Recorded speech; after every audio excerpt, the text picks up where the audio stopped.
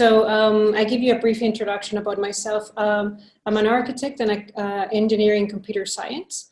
And we started this startup around 3 years ago in Helsinki. So we are based here in Finland.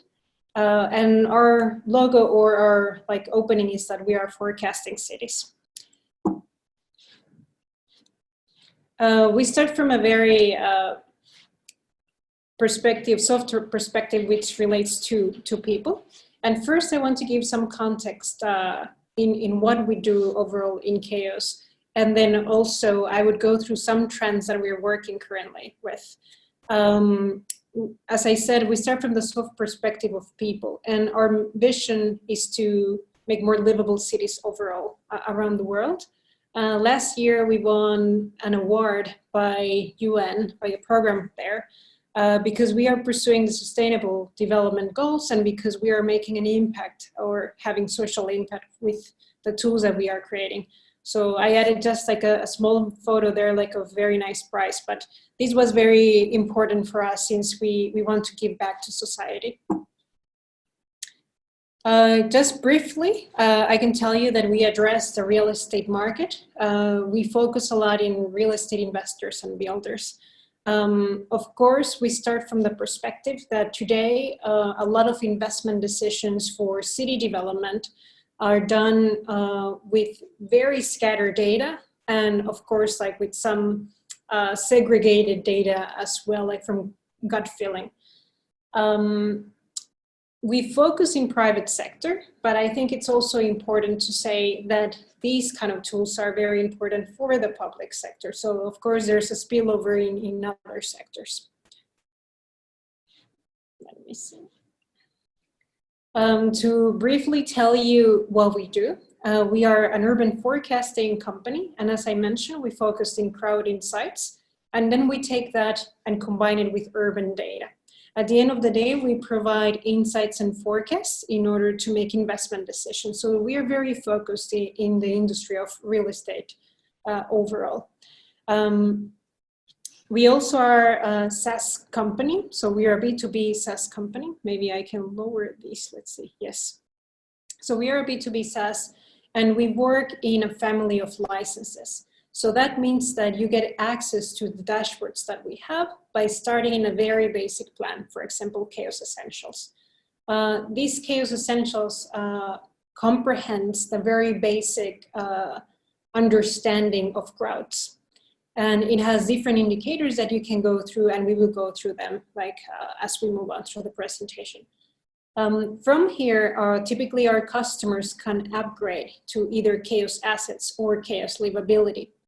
It is important to say here that Chaos Assets is more addressed to real estate investment that is controlling a portfolio or managing a portfolio. And Chaos Livability has more soft impact.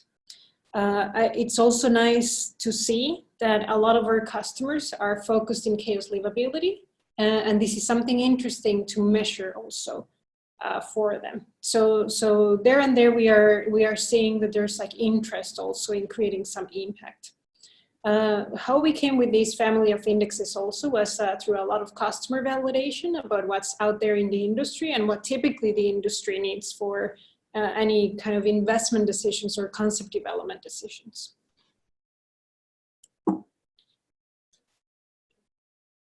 But today, after giving you this small introduction about what we do, I also want to discuss about why we take this kind of perspective in Chaos. And since we are discussing about smart city and sustainability, for us, these are topics that are very widely used and very broad, but typically there's a lack of understanding of how to measure those. So what we do is also help our customers understand what are the real measurements through certain principles that we follow. And for us, the principles here are 5. So I have condensed them in a way that we can also discuss where the trends are going and also how you can see our dashboards.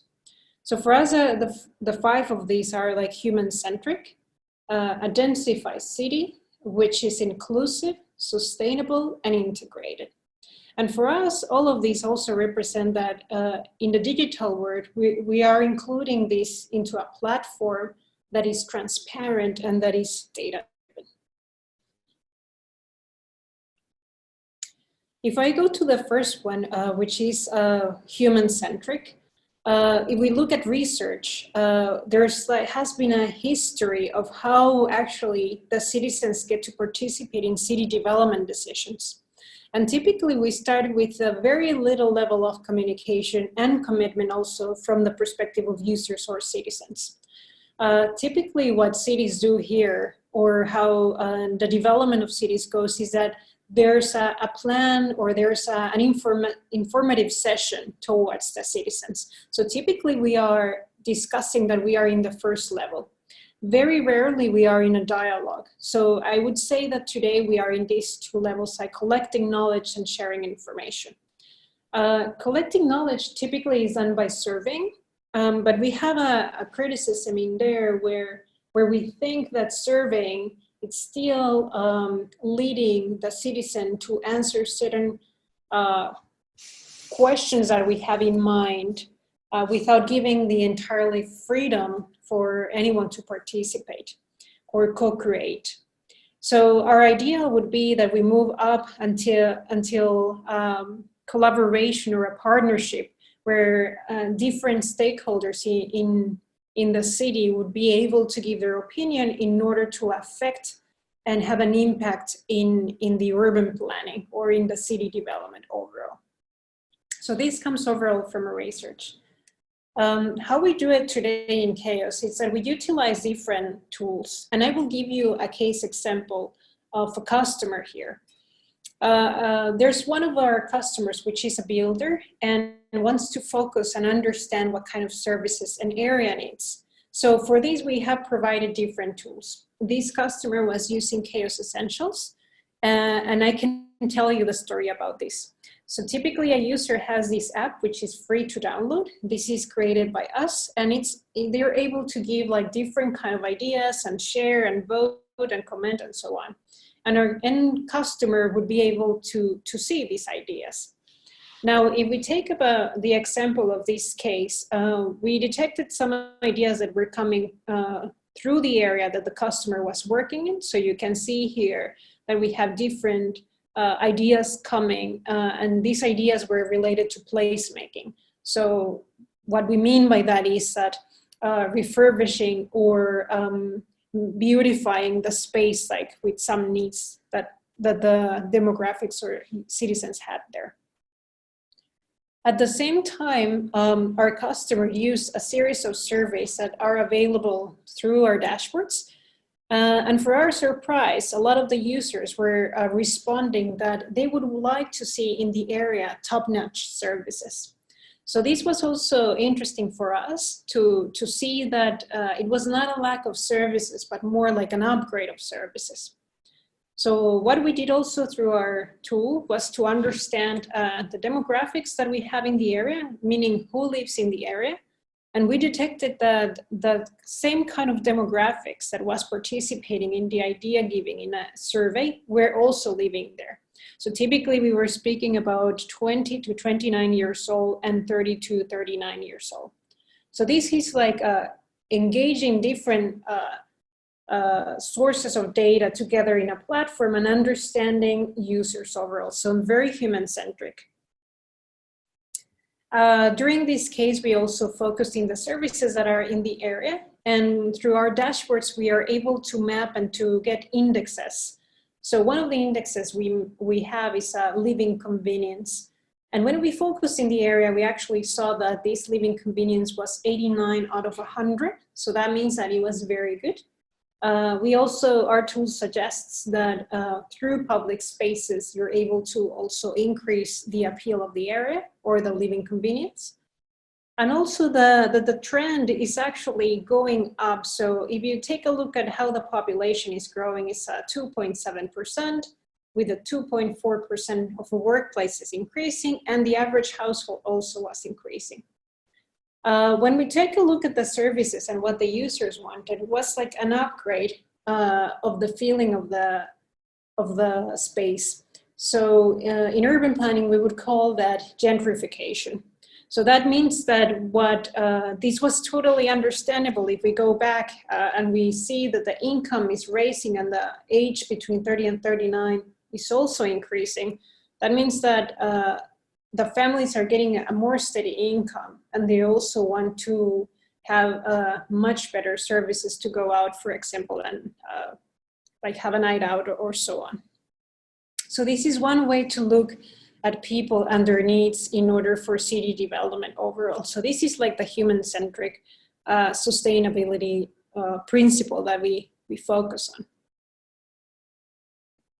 The second principle is densification.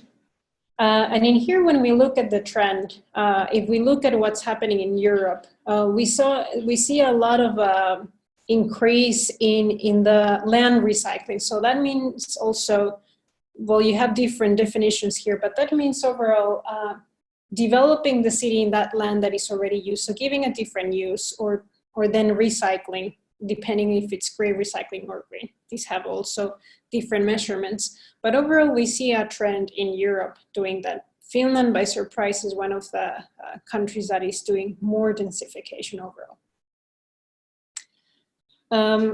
Then we also, this was another study that was comparing the carbon footprints of residents living in the outer skirts of the city or in the inner urban area. And one traditional interesting thing that we tend to misunderstand is that the people living in cities produce less emissions, for example, carbon footprint is lower. However, when we go and analyze really what's happening, we find that the inner area is actually producing more emissions than the peri-urban area. And this is also something that it's good to understand, because as we densify cities, we need to control these emissions. And I will show you some graphs after this that also contribute to this. But overall, the densification process is one thing that we're having. And how we understand it in chaos, if we go to our indexes, these are some things that we measure in our chaos essentials. But I want to discuss these types of developments in the area, and then largest developments, investments in the area. So when we understand how the city is growing overall and where the area is expanding, we understand also how densified the areas are, and hence also understand the emissions of the area. In this case, in the map that you're seeing, we're able to map the constructions that are coming or that are ongoing between 5 years, 6 and 15, and later 50 years. So in Finland, we have information or data we can collect it related to the construction process and the permits that are being developed. So we are able to map that and also tell you what kind of buildings, the number of buildings you have in different areas, the age, and the combined floor area. So when we detect the trend in here, we're able to know also future things. In this graph, you're also seeing what kind of building we have. Is it residential or commercial or so on? So this also varies. And what are the largest developments in the area? So this also helps to understand the character of the area, the physical character. If you scroll down in our dashboards, you would see more analysis or analytics that we have here. And one of them continues to the building age diversity. So how old are the buildings in the area, and what is the building height? And for us to understand the physical character trend overall, it's important to understand how densified certain points are. And when we measure densification, then we are able to measure a very high level of sustainability index as well. Then the cities are becoming also inclusive. And in here we are developing, or I'm showing you the attractiveness index. This is an index we developed also to understand how attractive an area is to live there. And for us, it's important to know the diversity and segregation of the area. So what kind of people live there, and are these people like or groups like having enough diversity. So some things that we track and we give scores compare also to the average of the city are age, gender, household, education level, and income. So these are also matters that we track, and then we're able to map in order to understand the trend of the city. But this is related to the attractiveness index that we have. So more and more, we're gonna see that with all these like political terms also, when we speak about sustainability in cities, is like what kind of demographics we have based on cultural background. So for us, it's important to have a good balance, not to segregate, for example, cultures or different income backgrounds, but to have a more equal way and accessibility for everyone. Then I also want to go to the fourth one, which is sustainable. So a city which is sustainable in matters of environment is able to track and measure. And this is a very hot topic now. Cities are debating about how to measure things. And it starts very, very broad. And then it seems that there are no easy ways to track this. But I want to give you some interesting points where to start and where to track.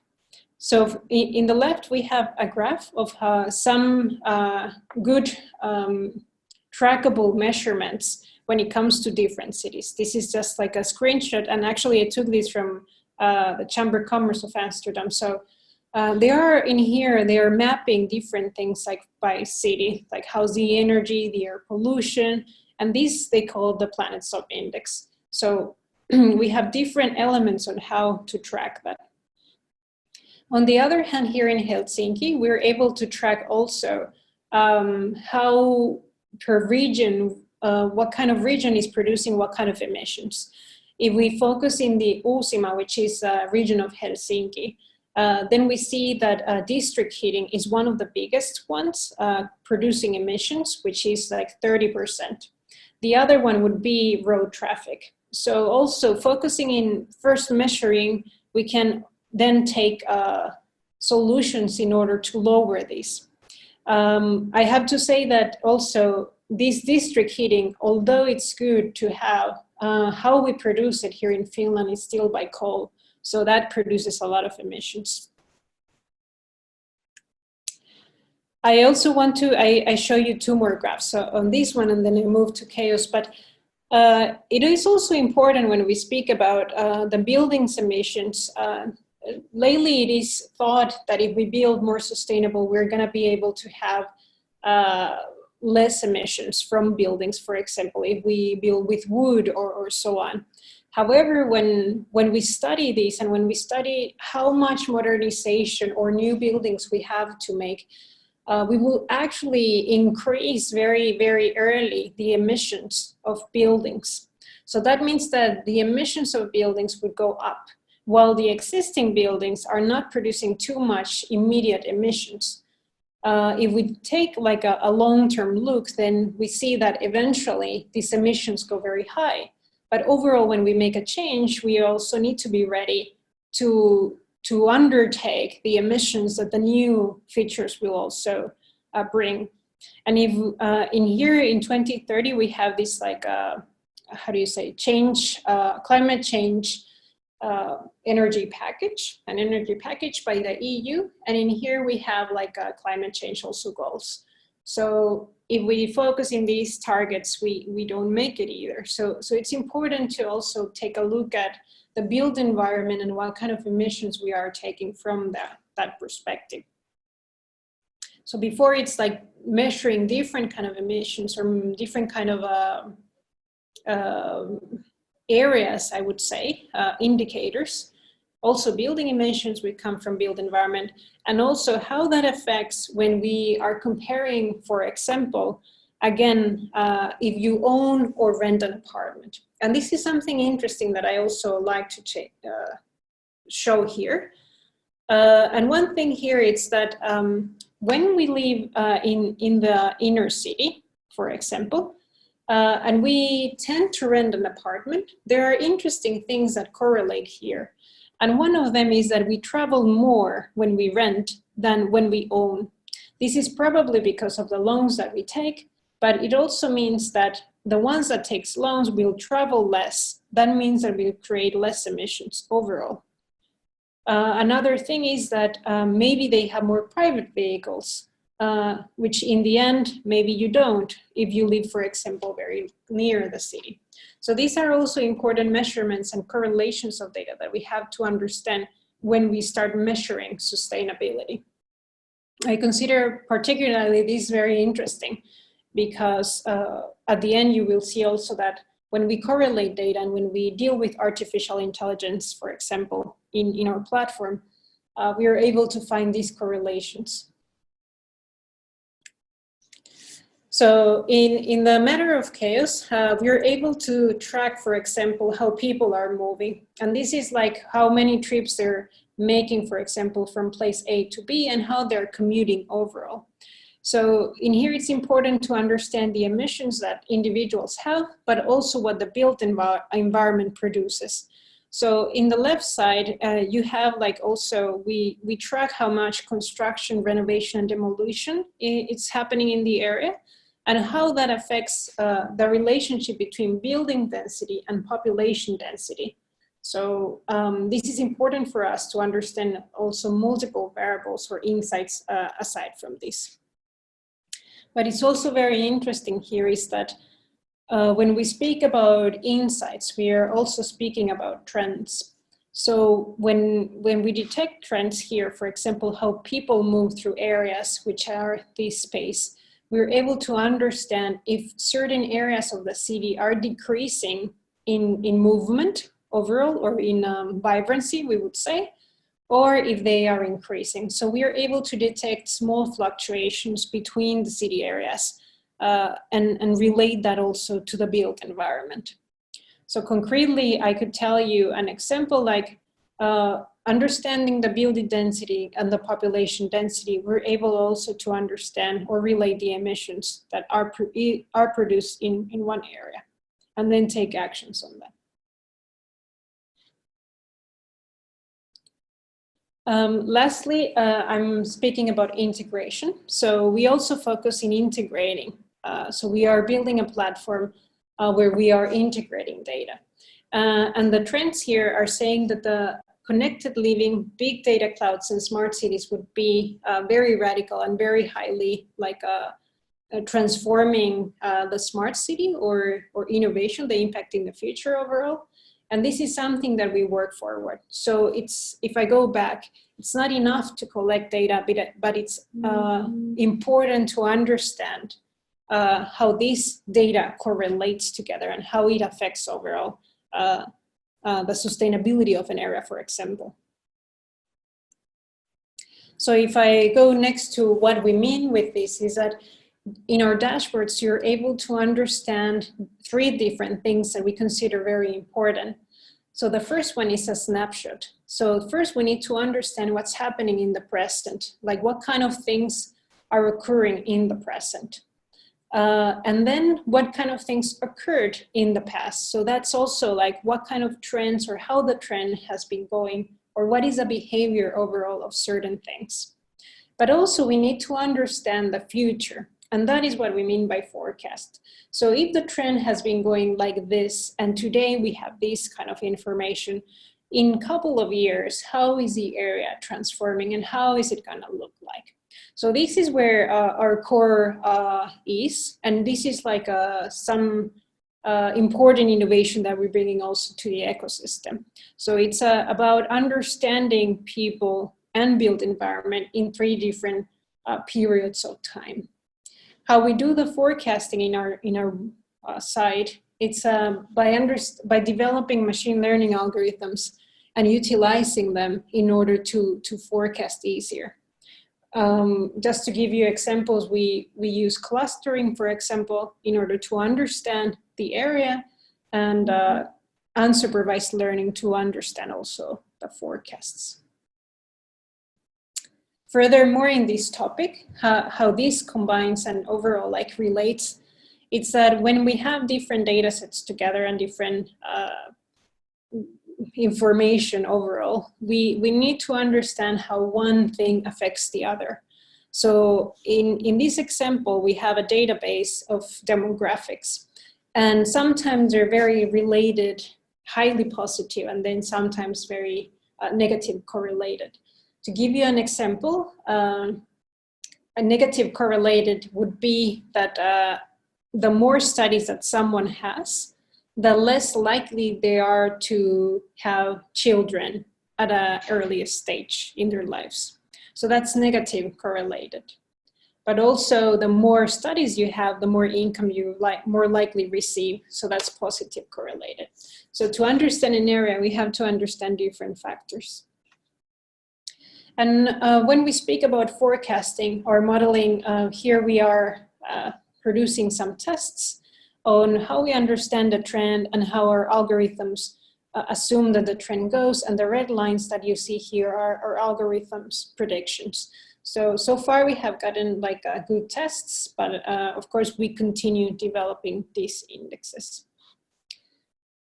I think that this is too much information for one to digest, but I wanted to give, like, if I just go back to the beginning, in a very high level, the principles of sustainability that we think of and why we do the things we do and how we integrate data following these principles. And of course, like, how do we develop indexes overall, the indexes that I was mentioning here at the beginning. So I will just leave you with this one. You can go and check like our website and also like some other places where we have been featured.